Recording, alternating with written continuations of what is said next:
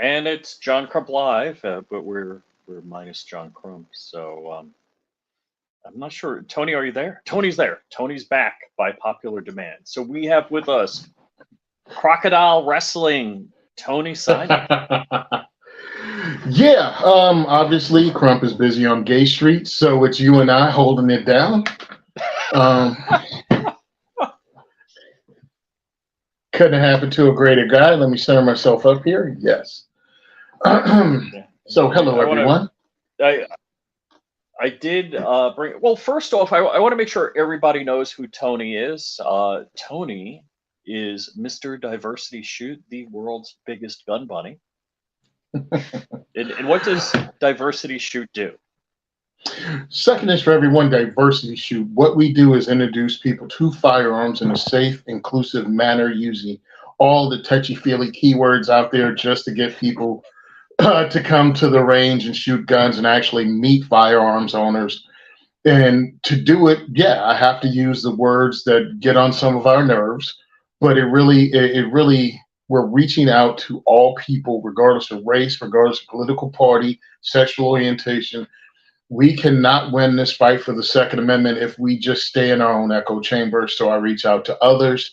I bring them to the range. I introduce them to Second Amendment advocacy groups. And then we introduce them to firearm safety, and we shoot some cool guns. We eat pizza. We have prizes. And what we do is kind of break the negative stereotype of gun owners being these serious white dudes that don't like anybody who's not white and a dude. And it's like, well, that's all a lie.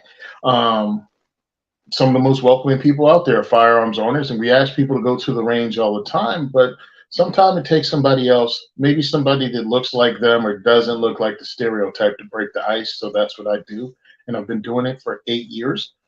In Jersey and Pennsylvania, we even hosted an event in Nebraska. And 2024, two things are going to happen. One, we're going to become a charity, and two, I'm going to be on tour. So there's going to be a lot of things happening in the future. So that's what's happening with the Diversity Shoot and what we do. Very cool. Very cool. So at first, when I heard Diversity Shoot, I'm like, oh, I'm a white guy. I shouldn't go. And you're nodding. Yep. You're saying white guys don't go? Or? Oh, it's hilarious because there was a whole bunch of white people like, I'm white. Can I come? Yes. It's called diversity. We need you there just for it to be diverse. But it was really great because as it happened, our first event was February 2015.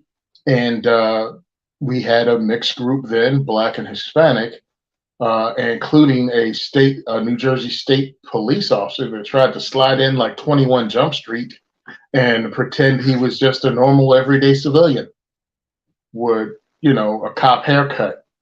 But that was my very first event, dude. They tried to infiltrate with the popo. And wow. Well, hey, it was Black History Month. And I think I called it the like African American Diversity Shoot because of the month, February. And I don't know what they thought, but all of a sudden somebody from the New Jersey Police Firearms Unit was at my event dressed in civvies and trying to play himself off like he's just another dude. And I'm like, no, you're not. Which end of this bangy thing do I point downrange? I don't know. I have a STI 1911 double stack 45. Ooh, this is all new to me. Yeah, not in 2015. You didn't. Yeah, you showed up at a $2,500, $3,000 firearm.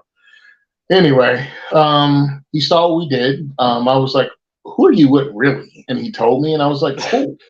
can you answer any questions these guys have about owning firearms in New Jersey? And he saw what it was. It was about information. It's not about radicalizing Yeah. people Yeah. yet. Yet. What it's about is introducing them to self-sufficiency, introducing them to their right to carry and their right to own weapons of war, because that's the whole point of the Second Amendment anyway. So that's what we did. We wanted to get people involved, and we wanted to do it in a way that's welcoming and not so serious, because I think that's another obstacle that we have to deal with in the Second Amendment community. Because one, safety. Let's get that right out there. We want people to be safe, and we want them to understand how serious being safe is. And the second part is, this is your human right of self-defense that politicians are actively trying to take away. But somehow we just turned that into just this serious thing that, oh my God, this is going to suck. It's going to be like stuck in high school civics class. And I try to make it fun, but I also try to stress the importance of it and the racist history of gun control and how it's about controlling people and not about freedom. But we have to do it in a way that's fun and welcoming and also welcomes questions. Because we don't want to turn it into a rah-rah, sis, boom, bah, shut up, we're right, you're wrong kind of thing. Are you an NRA instructor? Yeah, I'm an NRA certified rifle, pistol, shotgun, range safety officer, that whole thing. Oh, okay, wow. Yeah, it means absolutely nothing. And I say it as in, our guys pretty much combined have over 100 years of instruction with my guys. I think myself and maybe one other are certified instructors, but these guys are the guys that have been instructing their family and friends and others how to fire firearms for a decade or more, you know, with a lot of my guys. And I want to get them that certification because it means something to some people and depends on some ranges. And I think it's a nice thing to have a certification if you're teaching like this. So that's the good part. The bad part is NRE is a little annoying sometimes.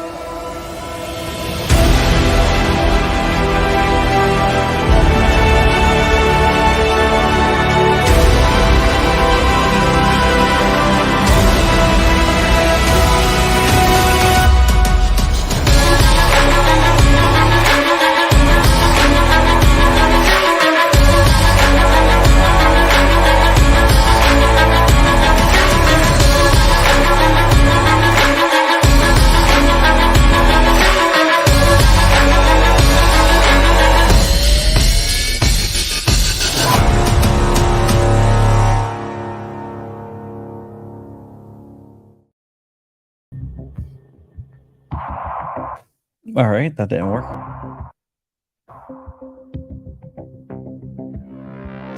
Whatever. Hey, John Crump here. I'm going to introduce Rich. Rich, how you doing? Hey, John, how are you today? Yeah, not bad. Today we have on Tony Simon. I'm going to go ahead and bring him on. What is up, Tony? Sorry about the delay there. There was a delay? What's up? Delay.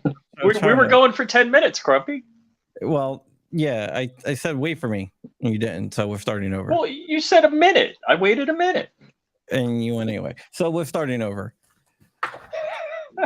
Hi, my name is Tony Simon. What I do is... What's up, Tony? How you doing? Tell everyone where you are. Right now, I'm on a Chinese bathroom in New Jersey. As you can see from the beautiful wall behind me. I've fallen on the floor and I can't get up. But I run the Second is for Everyone Diversity Shoot. And I run it out of various ranges in New Jersey. And I have actually hosted events in beautiful Nebraska. So that's what I'm here. I'm here to talk about that if you want to, or anything else you want to talk about. It's a fun event. And if you want to actually help fund introducing people to firearms, the Second Amendment, the human right of self-defense, Second Amendment advocacy groups, And all that's good about America and the Second Amendment, you can actually help by donating at diversityshoot.com or come to the event at the end of the month, November 30th at Gunfire Range in Woodland Park. We have them every 2 weeks. You've been doing this for a while now. 8 years. This is the end of the 8th year. We started February 2015. And also I have a podcast, the Second is for Everyone podcast. And the point of that is to actually talk to all of us, regular gun guys, but also new people. Yo, what's up, DJ Play Nice? There's also new people and introduce them to some of the things they may not know about. Like on this week's show, we're talking about clone rifles and clone rifle builds. I like the series. That was the best Star Wars cartoon, the Clone Wars. Clone Wars? Never seen it. Never heard of her. Interesting. But I think it's a little annoying sometimes in our community when people have they start spatting over clones. Oh, it's not correct enough. I'm like, calm down, Francis. It's not that serious.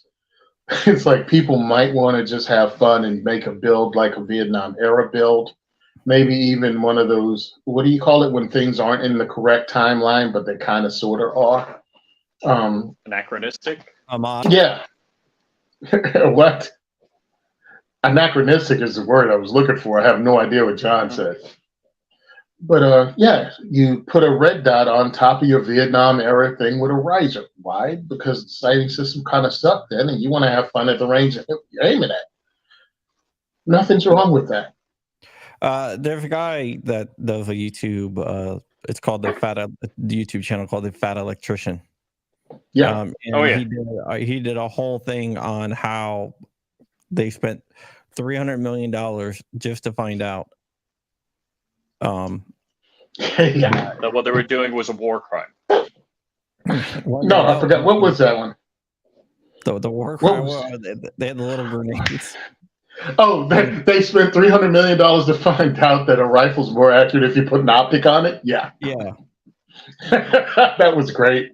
He's grown, man. He watch him and his content get better and better and more long form. It's worth looking at. Oh, his writing is great, man. The jokes, the way he did double entendre, everything is awesome. I like how he calls like the imperial system the freedom fractions. Freedom fractions, yeah. By like 7.6. I love some of his quotes is like, metric system never got you to the moon. I think one of my favorite is just it's never a war crime the first time. Yes. Yep. It's never a war crime the first time. Putting warheads on foreheads. That was one that's actually old because we used to say that because I was in the Marine Corps Air Wing. So yeah, that's what we did. Put warheads on foreheads. I was in both fixed wing and helicopter units. Oh, cool. Were you a mechanic? Nope. I was a computer programmer, dude. I was the one that made sure they could buy it. I did all the information they needed to buy, order, and inventory. That was us. Oh wow! I didn't realize you were a tech geek. I never knew that. Yeah, I was a geek. Yeah, way back when, and I stepped right out of it into locksmithing. Okay. See, I would have figured because locksmithing, I would have figured you were the mechanics end of it, like airframe power plant, that type of thing. And nope, I went from being a computer geek into a dude that had to figure out what you call that plus sign screwdriver. No, I'm just joking. I wasn't that bad. But I had to learn a whole new skill, totally new. And it was fun. Being a locksmith is a lot of fun, working with your hands and making a difference, especially where I work now. Actually, I want to correct more beta prints with no disrespect intended. I believe the time that I forgot who it was, but they ground pounded Mars with a probe that was supposed to do a soft landing, and it wasn't because of a metric system, conversion calculation. It was because they didn't use a greater than, equal or greater than statement on when to deploy the first parachute and stop the landing procedure. Well, you know what? So It doesn't matter. I think he was being facetious. yeah, there was an incident where they did a course correction and the probe missed Mars, and that was a metric US. Yeah, that was a different situation. Yeah. That was a different Mars. situation. Yeah, Mars. Uh, Yeah, that's the thing we should be Hey, John. concentrating on. I got a Virginia question for you. Do you know this lady? No, but I know someone who has a copy of the video. Not me. Uh-huh. And was she running for office like around your neighborhood or something? No. That Was was. she in Chesterfield or Henrico? Yeah, no. It was Chesterfield, I believe. All right, I thought it was All right, Chesterfield. Chesterfield is like outside of Richmond, off of 360. I got a speeding ticket there, so that's great. But yeah, Chesterfield, you have to blow through that going to Richmond on 360 coming from Western Virginia. So I was saying I really need to buy the dude that wrote this story a drink because the title is killer and some jokes write themselves. It's actually The it's a author of woman the that story. wrote it. It's so long. It's Christina. It's it's just so long. Just the wording. Just the wording. I have a couple announcements to make. Well, I'll make one right now, then the other one I'll make probably tomorrow, whatever. Maybe. First announcement. Are you coming out of the closet because Tony's on? No, I'm going to shot. Woohoo! Oh, cool. Ooh, are See you there, buddy. Residential suite at the Venetian? What's going on? Tell me. No. I'm thinking of getting a suite at the MGM. Wow. Okay. Nice. MGM's nice. Nice. That's only around the corner. Yeah. We got a nice Airbnb. Yeah. Whose Airbnb are you in, Tony? Same one we stayed in last year. I have no idea who it is, but yeah, it's the same place. Are you with the Rogue Banshee or? Nope, I'm with my guys from the Firearms Radio Network podcast. Gonna gear review. Oh, okay. Yeah, so we have to get a. So what are you doing? You getting a rental car there, Crumpy, and live the good life, or you gonna Uber around like a boss? No, I'm just gonna. Uber around. I'm gonna stay on the strip, so. Yeah, I Ubered everywhere last year. Yeah, I'll be chilling with Olsen a lot. Oh, okay. So that's cool. What day you getting there or planning on getting there? Monday. I'm only gonna go Monday through and fly back Friday. I don't want to go to range day. I'm trying to weasel my way in. So you're getting a suite. Who else is going with you, Crump? Just me. Okay. So you can play Big Spoon, Little Spoon in the suite. No, it's just gonna be me in the suite. I don't know why you got to be like that, Crumpy. All right. I'm gonna stay with Rogue Banshee then. I already paid. Yeah. So. Man, they named streets after you, bro. One way. You wouldn't let your boy come over and go curl up in the bed. What's up with that, bro? No. What happens in Vegas stays in Vegas. Party at Crump. For some reason, there was always the party always ends up wherever I rent that. I don't know why. You know why? Only dude walks around with a WWE championship belt. Of course you have the party go with you. I'm not ringing the bell. I'm not ringing the bell. No, I'm not ringing the bell. It makes no difference. It's like the Stanley Cup. Once you won it, it follows you everywhere. Mm-hmm. Oh no, yeah. I am not staying at the Clown Palace again, and I am definitely. And I stayed at the Mardi Gras. So the Clown Palace was a disaster, and then the Mardi Gras, I think was like the cheapest place in walking distance, and that $500 stay cost me an extra $2,000 6 months later when I brought home bed bugs. Always a good thing, bringing home bed bugs. Hey, I got a better one for you. What was last 2023? 2022. My hotel was in the hood. Did I tell that story? Was I Oh around here yeah, telling the story? Yeah. yeah. You tell Yeah. the story again, man. There were chalk outlines and everything. Oh, it was. We get in. We do range day. We do range day on Monday, and the plan is because I came in on Sunday, I stayed with someone else from the Firearms Radio Network at a hotel off the strip. But it wasn't horrible. It wasn't great. I mean, if I had my family, I wouldn't stay there. But whatever. Hey, let's go check out the Airbnb. So we're going down the strip, all happy-go-lucky, talking about this great adventure of being at SHOT Show. And as we're driving, you see the bright lights of Vegas, and everything is flying by, and everything is great. And it's like, hey, da da da da da da da. And then all of a sudden it gets dark. It's like, where'd all the street lights go? What's going on? This looks like the hood. And as we get up, we see an ambulance in the apartment complex, a condo complex, and that's of course where we turn in. It's 7 o'clock, and they're already picking up a body from the complex. We get there, and it had. Oh no, I don't think it was Gertrude checking out going into Valhalla. Anyway, so we walk up. It's got a security gate. It's got 3 deadbolts on the. It got 1 deadbolt on the security gate, 2 on the door. We walk in, and the bed's like a foot off the floor, darn near a futon, but the windows are high up. And we start putting it together that this is not where we want to come in at 2 o'clock in the morning after hanging out at the Circle Bar.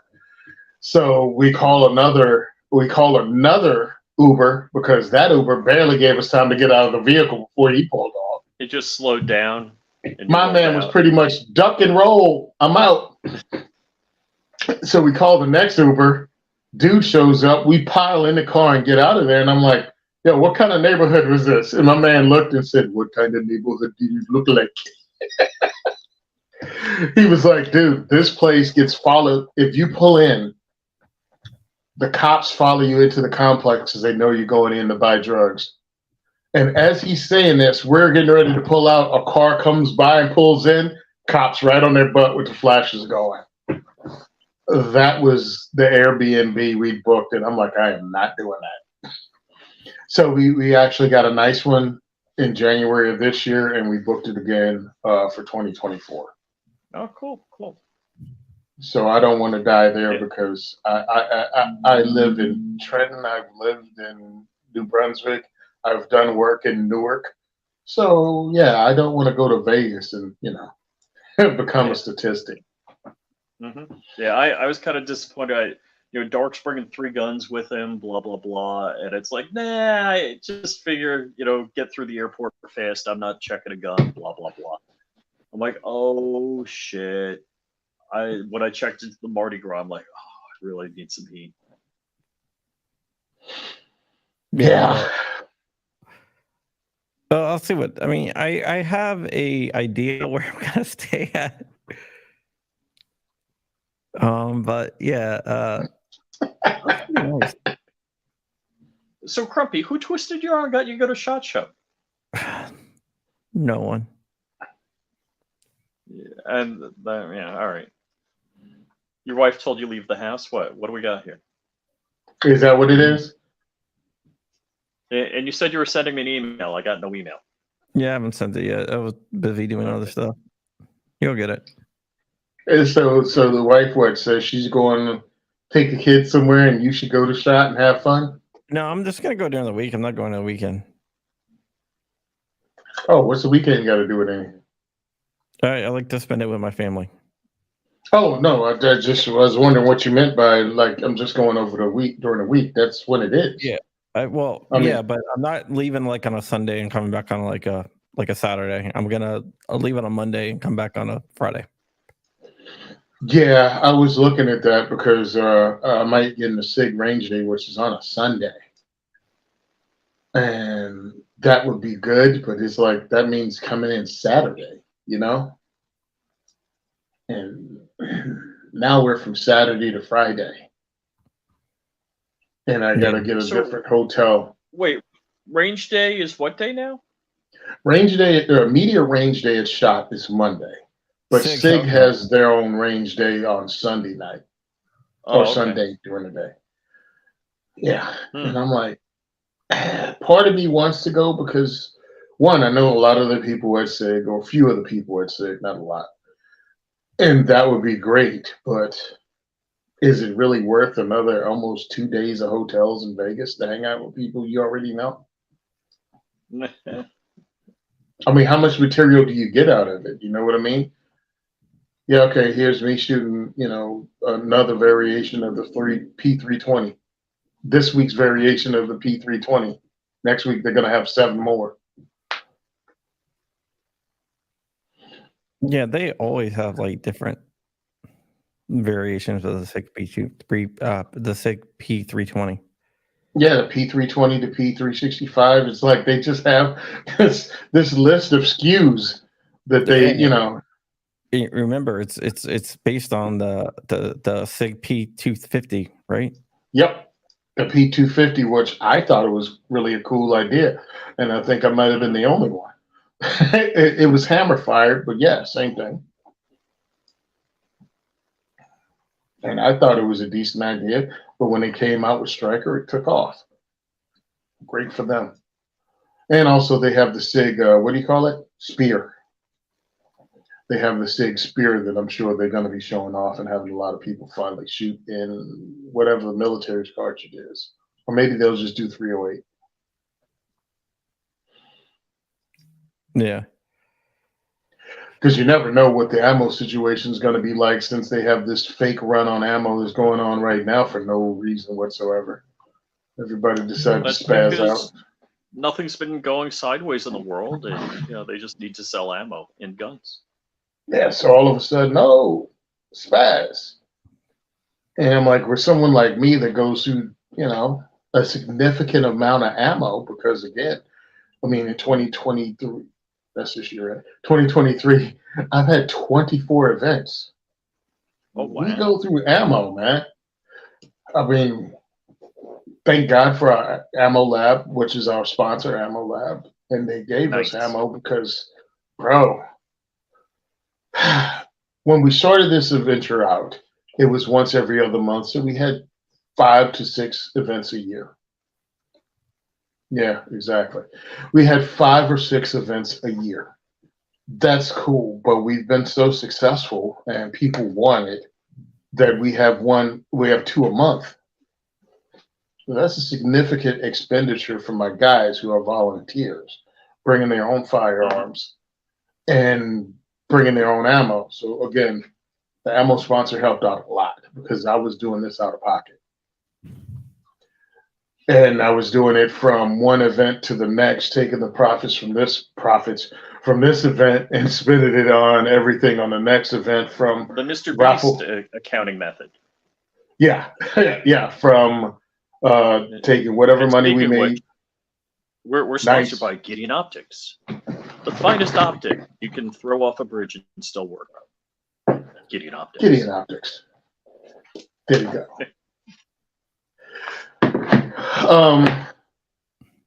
But what we do is take whatever we for one and pay for the food, the prizes, and the ammo for the next. Wow. That gets stressful after a while, because if I have an unsuccessful event and it's like it falls during a time where there are lots of ball games and there's playoffs, when there's whatever, it's like, okay, how much money out of pocket from my regular job do I spend to make this work? And that's what. So with the ammo sponsor, that helped out a lot. Yeah, so I'm learning how to shoot a red dot or an optic on a pistol, and I'm using this, which is awesome. The judge from Gideon Optics, it's green, which really helps out with my stigmatism. Dude, I love green dots. Little erectile dysfunction with your poster in the back there, buddy. Yeah, I can't get it up. Nah, it happens. You'll probably get it back up if you watch this really tight race in Virginia that I heard about. Yeah. Yeah. Just talk to Dark about it. I'm sure he'll be able to hook you up with some videos or whatnot. It's okay. No, I haven't done anything in Kentucky. I see you kind of asked that question. Bending ballistics. I haven't done it, but what we're trying to do, one, become a 501c3 and then set it up because I do have a regular job. So what I try to do is either do multiple ranges in one state. So multiple ranges in one state, or at least hit a couple of different states using assets there, Second Amendment advocacy groups there, so we can introduce people to the local groups. A lot of gun owners don't know who their local 2A organizations are. And that's what I try to use Diversity Shoot to do, is introduce them not only to what the name of the groups are, but to the people that run the groups. One of the problems with these organizations is when you only talk about the NRA, well, you won't meet Wayne LaPierre, and you'll probably never meet any of the directors of the board. So when you go, the NRA doesn't listen to us, or there's nothing we can do, yeah, you're right. It's huge. And unless you go to NRAM, and they'll just be some dude in a suit that you might bump into. When you come to a diversity shoot, I have the heads of these organizations or members of these organizations, officers, introduce themselves to the crowd, and you can talk to them. And you can find out what they do for your state or what they do in your state and what they have done. Because I think that's important. If you're donating money, you should be able to talk to the people and you should be able to see what they do. Absolutely. 100%. Speaking of people that are doing things in GOA, Dick Heller was out here in Jersey over the weekend. Yeah, Dick's a really cool guy. Yeah, we like Dick. Of course you do. So, so this is not the first time he's hung out here. Of course, he's been here a few times when we were at, with CNJFO. Dick hangs out with you? Yeah, of course. Dick's a huge fan of me. So, so we're at Washington Crossing National Park, where, as the name says, Washington crossed the Delaware to come into Trenton and chase the Hessians out. And we had a private tour, and that was really cool because we got a lot of information that you go to. If you go as a regular person, wait, Tony, I think you missed a whole lot of coolness in the statement. Washington crossed a frozen river at midnight on Christmas to kill British soldiers while they slept. That's how the fat electrician would say. Yep, and that's why the bayonet is still illegal in New Jersey on a rifle today, because they chased them out with them. But the cool thing about how we had it, because they give tours there and they have experts there to talk about that time period. But because we're a Second Amendment organization and we had Dick Heller with us, the volunteer did a lot of firearm-centric information that you just wouldn't know about. You know what I mean? Cool. In a regular one. So they talked about everything from rates of fire of a 3-pound cannon, which is like 21 rounds, I think in like 10 minutes or something like that. I mean, they laid down firepower. Also talked about how they built how they built rifles, how they issued them, what was regular, running on the handguns and how they worked. We went into first aid kits. You know, they had tourniquets back then too, like crank tourniquets. I mean, it looks kind of like a torture device, but same thing. So it was interesting being there, and I got to hang out with Dick Heller, and then we had a luncheon with him, CNJFO, which is an organization here that fights for our rights in Jersey, actually donated $2,500 to him because Dick Heller has won 3 other lawsuits. Heller versus DC has happened, 3 times? And I think he's suing them right now. Yeah. 4. Yeah, he's got a couple more suit. Yeah, because some people said, yeah, thank you, Dick, for work you have done. He said, work I've done. I'm still doing it. So, yeah, they donated $2,500 to him, which is great.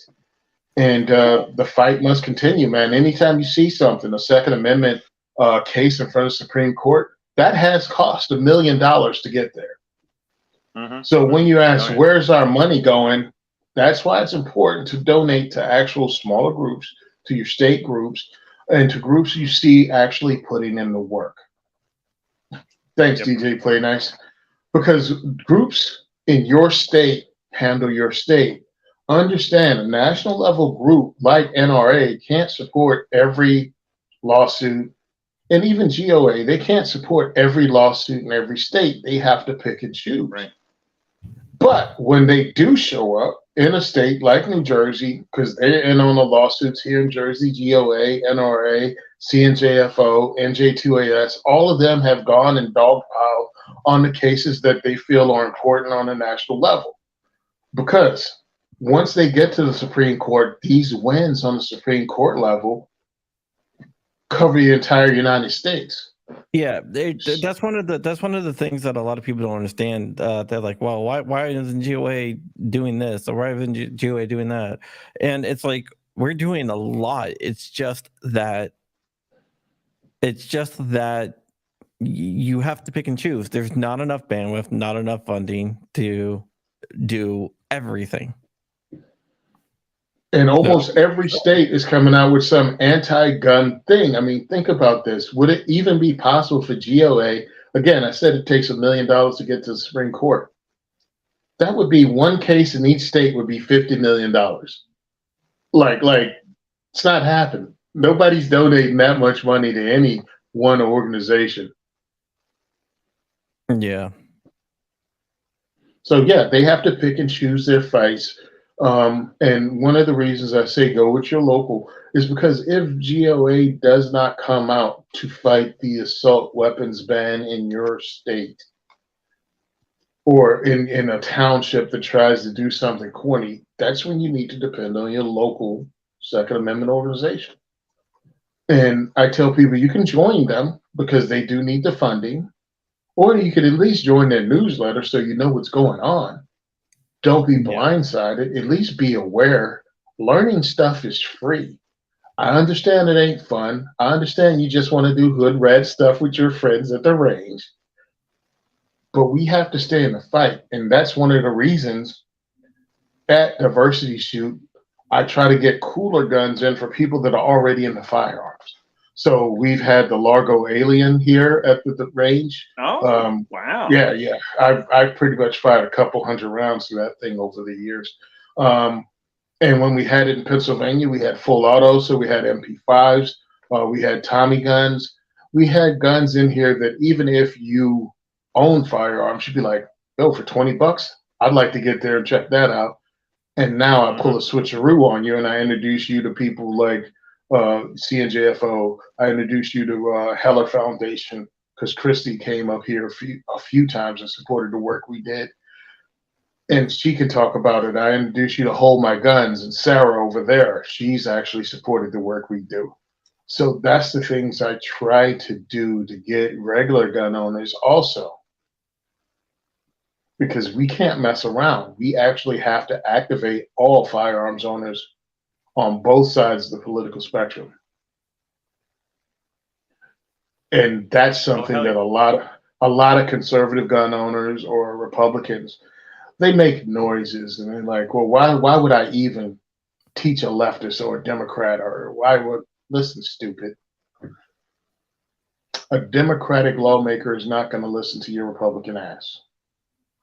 But if I can get a Democrat and to go, hey, darn right, I went to the Diversity Shoot and this gun is not like a murdering machine. It's just a firearm. And actually, AR-15, it's like it gave him PTSD, right? I mean, right? Democrat PTSD.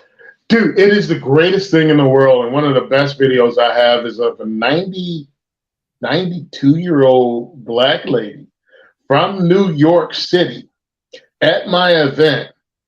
And one of my guys, Nick Wong, introduces her to firearms with his AK-47. Nice. I'm like, this is the best picture ever. And this lady is just running an AK with Nick beside her. And it's like, yeah, this is why I did this. This is, if I could envision this would be pretty much a personification of what I'm talking about. And This lady has brought her daughters, her granddaughters, her whole circle of friends, because what it ended up connecting with is women that got together and started growing their own food and putting Oh, things together, cool. become more self-sufficient in Nice. Brooklyn and the In Bronx. Brooklyn. And Wow. and those people all of a sudden wanted to get into firearms. They heard about my thing, and now that's just another layer Tony, of everybody's heard about your thing. self-sufficiency that these people bring in.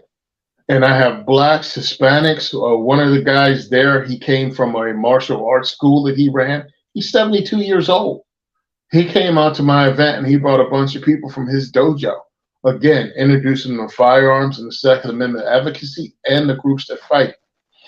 Mm-hmm. I have the Jewish guy from one of the organizations that I really wish I could go on the phone and pull it up, but it will take forever. But he's trying to do what I'm doing, and he's trying to do it in the Hasidic neighborhoods and stuff where he works at.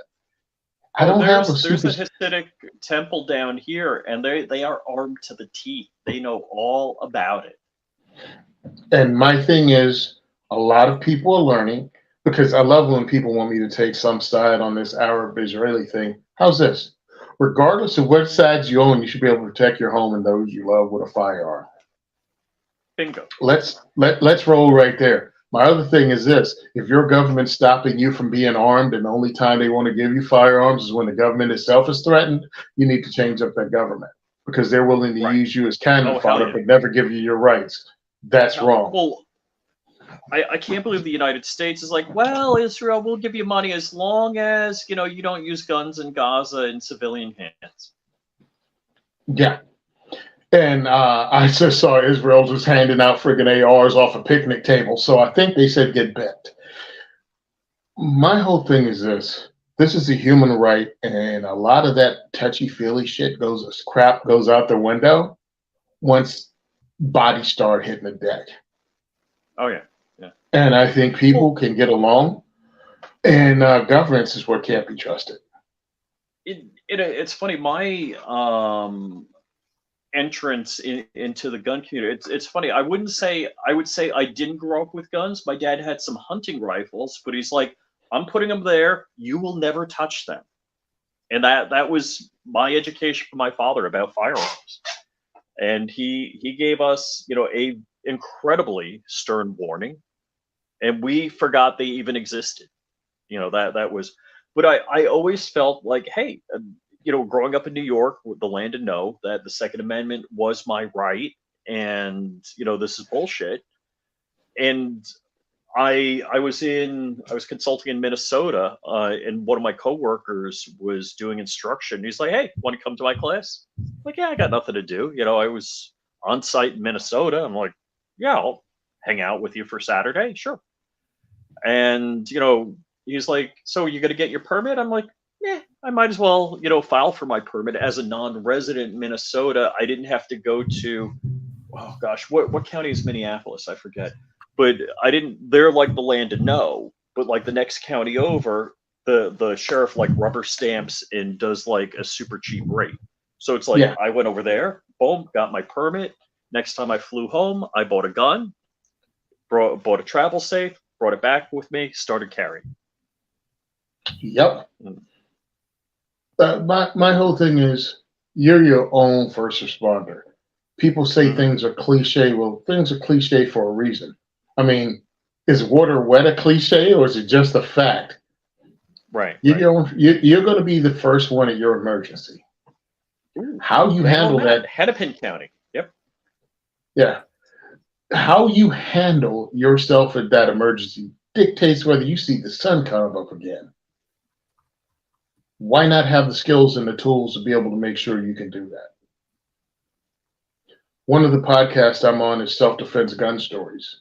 Each week, there's 4 stories about civilian armed self-defense. We never run out of stories. Wow. We never run out of stories. There's 250,000 on the low end civilian self-defense gun uses every year in America. That number dwarfs gun violence deaths. Oh yeah. Dwarfs it. So if somebody could wave a magic wand and make all guns disappear, just imagine violent crime going up over 250,000 incidents a year. where these people were successful. Mm-hmm. Yeah, No. that would be pretty bad. That would be, pretty bad. And a lot of these people are just violent.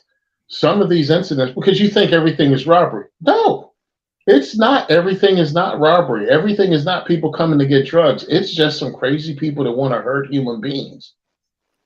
Breaking into houses because they just want to beat somebody to death with a hammer. And that's multiple stories. We do 4 every week. And usually one of them is either domestic violence or just random attacks for no reason whatsoever. That's the real world. And just because you live in a good neighborhood, because a lot of people say, yo, I live in a good neighborhood. Your good neighborhood, whatever the heck that means, is connected by a road to a bad neighborhood. Mm-hmm. Mm-hmm. And the good Yeah. shit's in the good neighborhood. Yeah, everybody knows that's where the good stuff is. So either we steal a car, we go to the mall and jack a car, because guess what? You leave your neighborhood to shop, you leave your neighborhood to work, you leave your neighborhood. Nobody says you're going to not run into somebody who's just waiting for someone that looks like you, that lives in a good neighborhood, and your situational awareness is on 0. We've had horrible things happen here in Jersey to people from really nice neighborhoods. At a mall that they thought was really nice because it has a Burberry store and has a Tiffany's in it. Yeah. Yeah, there is. Yeah, there is that.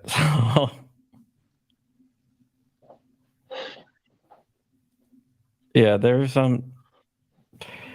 a lot of shitty people out there.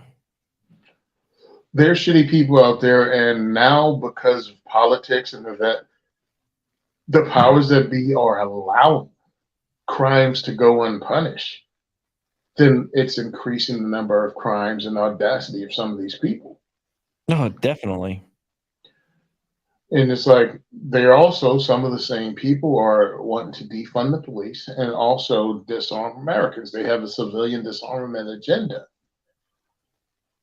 You don't have to have a tenfold hat to go, wow, this is equally not good. This is not ways to make the country stronger, make people more independent, make people more self-sufficient, or make people feel safe. You're doing just the opposite of that. And I think in 2020 till now, more and more people are waking up. And because in 2015, organizations like mine, like Maj Toure and Black Guns Matter, like Diana Mueller and what was it called, Women for Gun Rights now? Yeah, But it used to be called the DC Project. It used to be the DC Project, and also Phil Smith with North American NAGA. What is it called? North American African American Gun Owners. Yeah. National Association of African American Gun Owners. Yeah, the National Association for African American Gun Owners. All of us started in February of 2015. All of us started in February 2015, and we put in the work. And yes, it's insane that was just a tipping point for 3-4 organizations. But because of the work we've put in, 2020, 2021, 2022, 2023, the number of non-stereotypical firearms owners has shot through the roof, and they've had a community that actually welcomes them. And that wasn't the case prior to that. You would have to look. And now a lot of us have put a lot of work in, showing up on shows like this and others to get in that space, to allow people to go, yeah, I have a comfortable place to start. Because if you grew up around firearms like I did, walking into a range is no big deal for you.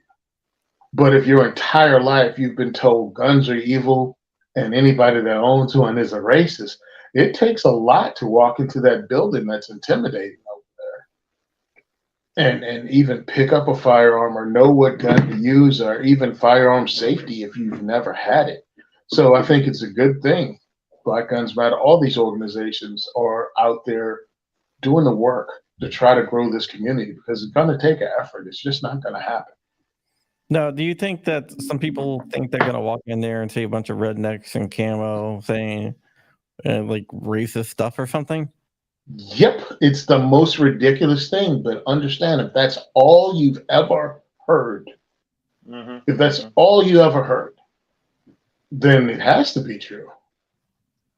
I mean, I don't know any, and I when I host my event and you look and you can look at the pictures. Simon Says Train on Instagram. Simon Says Train on Facebook. I post pictures. I post reels, and you should see the look on some of these people's faces when they walk in and see blacks, Hispanics, Asians, all working with the white dude that looks like, he wrote the words to "It Never Happened in a Small Town." It's all of us in there cracking jokes, goofing on each other, and having a good time. And they like, I didn't think it would be like this. And then when we got my brothers that are Muslim, we got dudes that are Jewish, we have dudes that are Sikh, and I'm busting their chops just as bad as anybody else's. And I'm like, this is how it used to be. This was the 80s and the 90s. This is what we did. Nobody was beyond getting goofed on. That's what we do. And Now, we have fun doing it. Now, do you think what do you think changed that?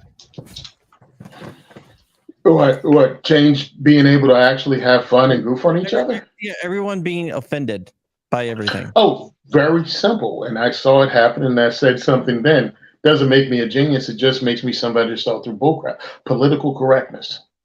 Political correctness came in, and all of a sudden you couldn't call a stupid person stupid anymore. It was offensive. Well, I never stopped. If you said something stupid, I said it. But yeah, it became everybody's idea is valid regardless of how dumb it is. And then it just became wrong to tell somebody their idea is dumb regardless of how stupid it was. To the point that we... Go ahead. Sorry, do you know who Linus Tech Tips is? He did a podcast where he was talking about like political correctness, and he was like, I used to use the hard R a lot. Wow. and like he was talking about retarded. Oh, that hard R? Yeah. I use that one all the time. Like everyone like looked at him and they're like, Well, the funny part about using a hard R, and not talking about retarded people. He's like, God, that's not what I meant. It's hilarious. Yeah, that's horrible when you realize that the thing you thought was one thing, everybody else sees it as another thing. Totally. He's like, that's what it means? That's what the hard R. He's like, yeah, what do you think? He's like, I thought we were talking about retarded.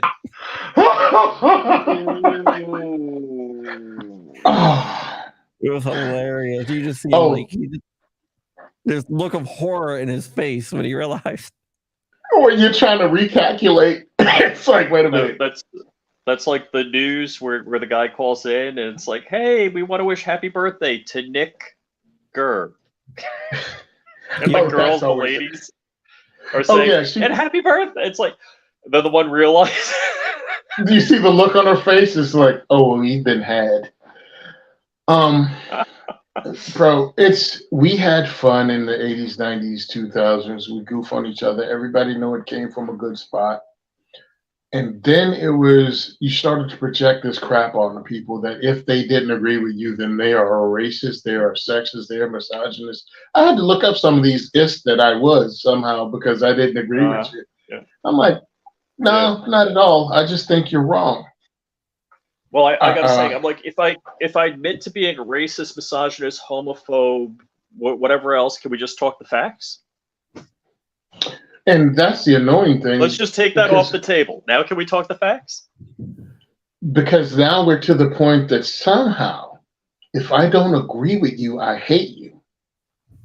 No. Not at all. What happened to people disagreeing? Oh, well, you have to accept my lifestyle. No, I don't. I don't have to accept the NFL team you like. Why would I have to accept anything else about you? Yeah, I don't know, fill in the blank because I could care less about sports ball. But it's like, stop. Just stop. Because we've reached the point where you should be embarrassed to have to explain these to your kids or your grandkids one day how I don't know. Let me pull an example out of the air that has nothing to do with my everyday job.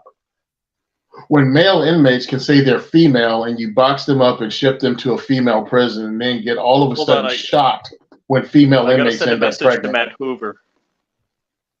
I'm just saying. I don't know. His wife's a lot often in the chat, so you might not want to tell him that.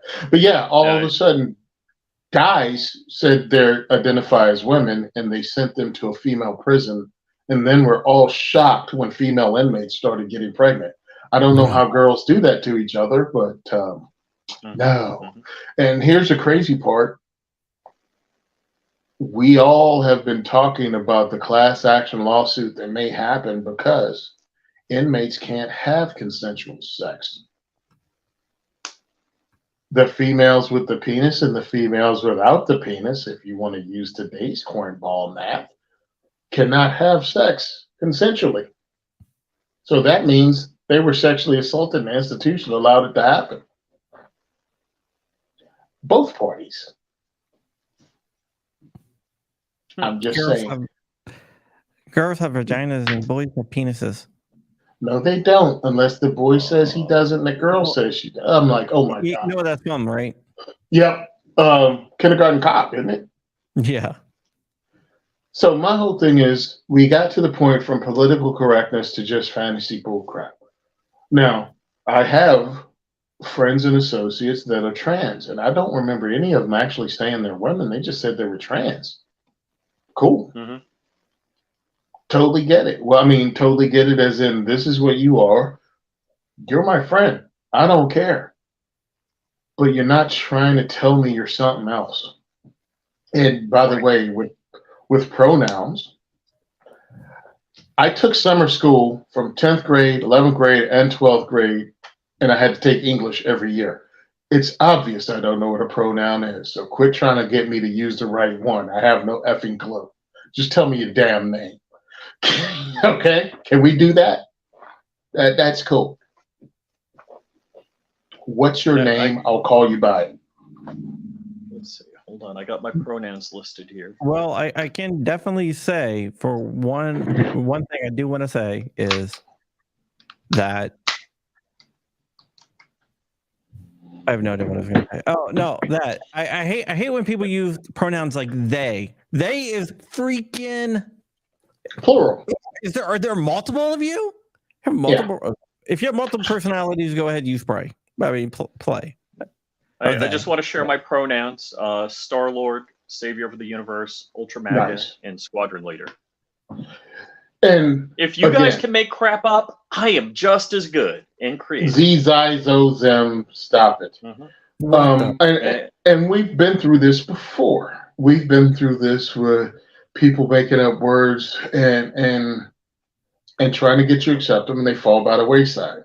I mean, one of the examples here was I am a gay American, was our former governor that stepped down somehow because he was gay.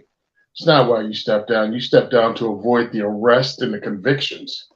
Governor McGreevey here, but he tried to launch that gay American thing and it fell apart because, again, you didn't step down because you were gay. You stepped down because you were corrupt.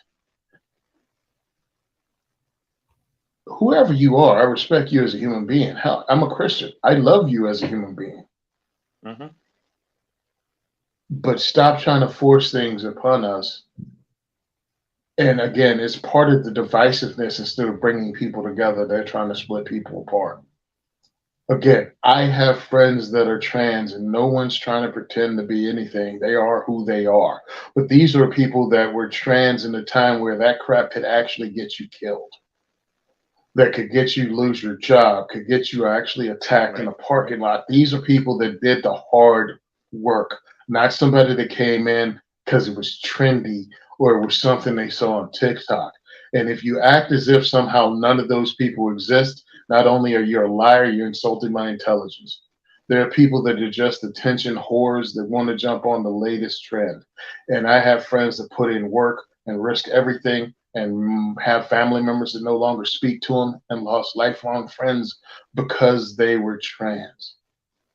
And to try to hook them into some bullcrap is unfair. disingenuous, and an insult. Come to my event because you're a human being and you have the right to defend yourself.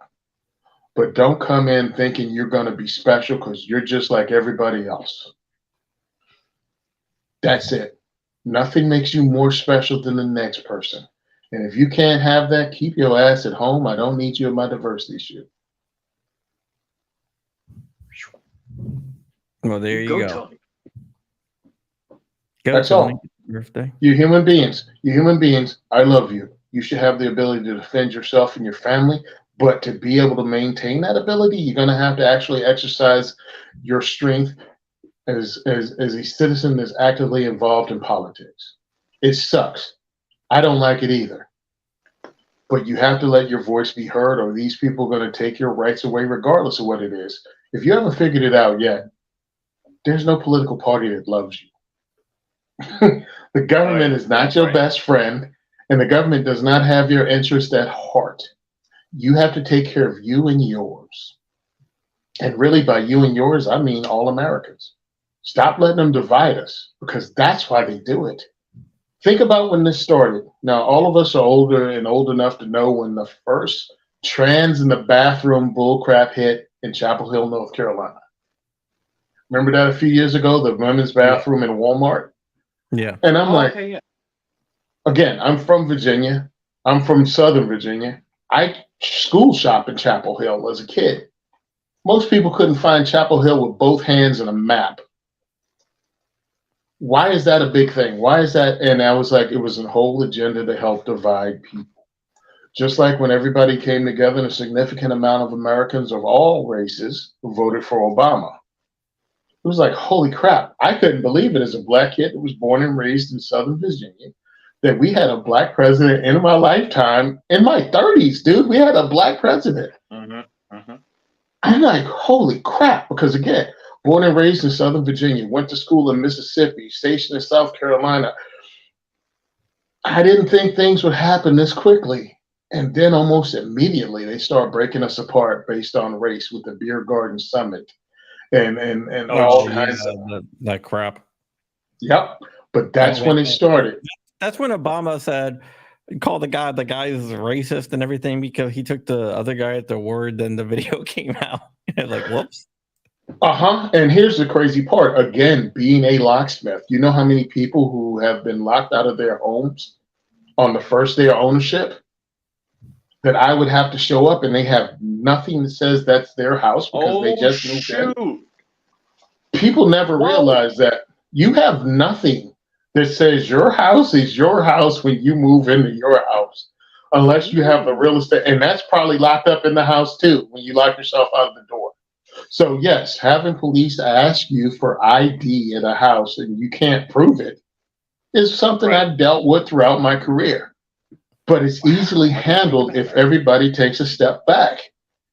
How in the hell did the president get involved in something that I've dealt with for 20 years and failed so miserably? Apparently, he knew that professor at Harvard. It was a friend of his, but he was acting the fool.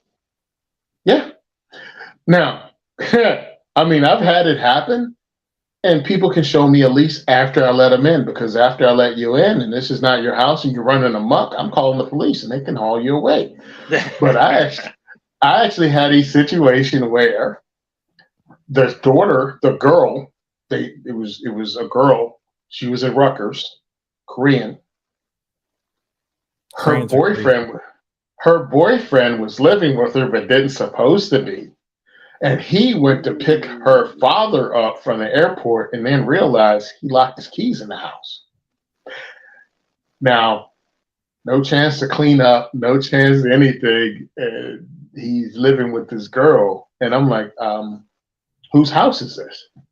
It's hers. Then why are you coming in it? Well, this is her father. What proof are you supposed to be in here? Do you have anything in the house that says you're supposed to be in this home? You just showed up with an older Asian dude. I don't know if this is her father. I've never met her. She's not here. Dude is thinking. He can't figure it out. And I was like, how's this? You got clothes here? Yeah. All right, this is what you're going to do. I'm going to open this door.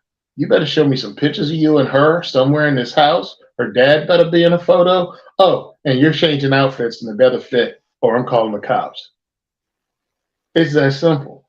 I can understand that you might be in a jacked up situation, but I'm looking at it from my perspective as a professional. I don't have to do all this. I can just say no, but you could be just unlucky. You know what I mean? So I'm going to do at least a little extra that if a jury goes, well, what the heck did you do? I'm like, I got to do to change clothes. Mm-hmm. So he did. And then I had to leave because Dad was pissed because dude was supposed to be living there. That was a whole nother job. Dad was paying for his daughter to have an apartment in America as she was going to college, but she was supposed to be living with female roommates and not some dude. Oh, yeah. Yeah, I might have left his ass at the airport.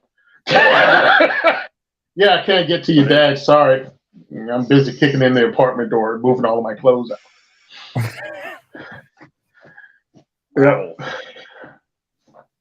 So, man, thanks guys for having me on. I really appreciate it. Yeah, I gotta be going too, man. Always a good time, Tony. Yeah, what happened? You had Coleon Noir supposed to come on and he just bailed on you? Is that what happened? You had to get another blackout? What was that? Yeah, I had Rod Mills was supposed to be here. I was going to use the same thumbnail, so I just changed the name. Oh my God, Rich.